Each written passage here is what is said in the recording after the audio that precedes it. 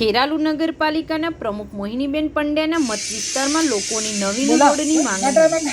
અનમોલ parlour Khadia society વચ્ચે આંગણવાડી road આજ દિન સુધી નવીન બન્યો નથી।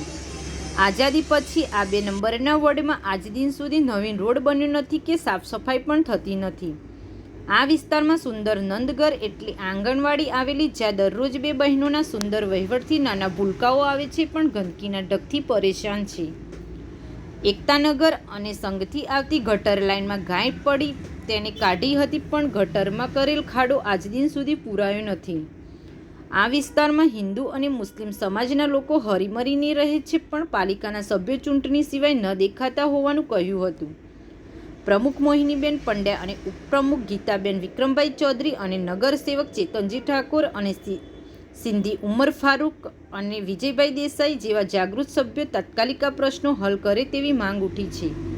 વધુ સમાચારો અને અપડેટ્સ માટે જોતા રહો online TV news. Renuka Thakor સાથે સુરેશ ઠાકોર અને ફારૂક મેમણ, ખેરાલુ।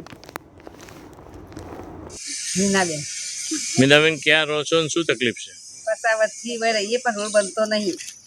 કોઈ આવતો રોડ પતાવતથી કોઈ આવતો નહીં, કોઈ જોવાય કોટ લઈ જોઈશું પણ સભ્યો કોઈ આવે છે તમારે? સભ્ય કોઈ આવતા નહીં હોય જોવાય। કયો વિસ્તાર છે? ખાડિયા વિસ્તાર સભ્ય આવે પણ જોઈને જતા રહે। બેન, ગટરનું ગટરમાં ગાય પડ ગઈ હતી, નગરપાલિકા વાળા આવે તે ઘાટ ને જતે રહે। રિપેરિંગ થયું નહીં? ના, કશું નહીં। ગરમ પાણી પી જાય ચોમાસામાં, તો જવાનું કિચન બરોબર પાણી હોય તાણ શું? મોદી અંસાબેન પી શું કહેશો અંસાબેન? ઓગણવાડી આગળ રસ્તો નથી સાહેબ, અને ઓગણવાડીમાં લાભાર્થી આવે તો એમને તકલીફ પડે છે, સાધનો લાવવાની તકલીફ પડે છે, સ્ટોક આવે તો તકલીફ પડે, સગર્ભા ધાત્રી માતાઓને બિલકુલ તકલીફ પડે અને ગંદકી વધારે છે।